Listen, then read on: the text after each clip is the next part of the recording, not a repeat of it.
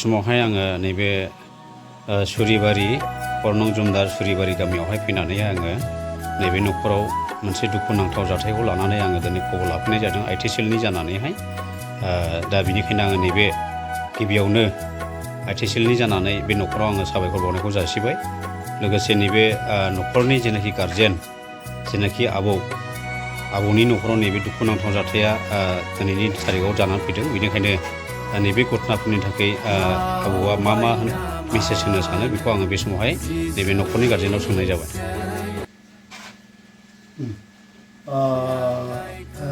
प्रथमाव गोजोन्थों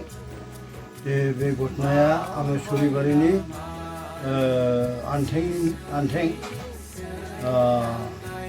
बे आंनि बिसिया मोसौ खायदोंमोन बे मोसौ खायनायावहाय मोसौआ फानफ्रेनानै बोरै माबाखो हेन्दावनो थमस्र बायदों दा बिनि थाखाय आङो बे अफिसियेल लिडारफोरनि गेजेराव आंबो बेयावनोखा आंबो सैनानै मावखायो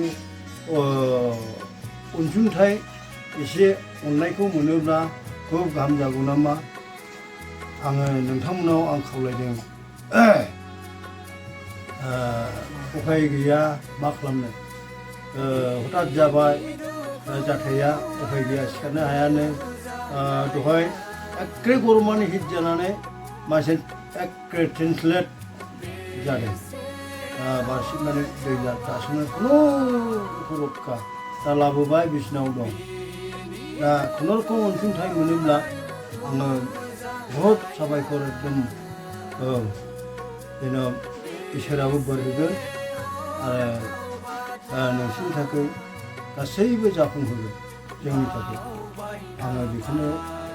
खावलायनानै आङो बेयावनो दोनथ'बाय। दा नैबे समावहाय आङो बेखौनो आङो सोंनो हास्थायबावबाय नैबे आबौनि न'खराव फैनानैहाय माने दा नैबे जब्राखौ जे आथिं बायनाय आबै बियो आथिं बायखांनायनि उनाव बिथांमोना जे एक्सरे खालामनो लांबाय डक्टरनावहाय बिनि रिपर्टआवहाय मा मोननो हादों बेखौ आं सोंनो लुबैदों।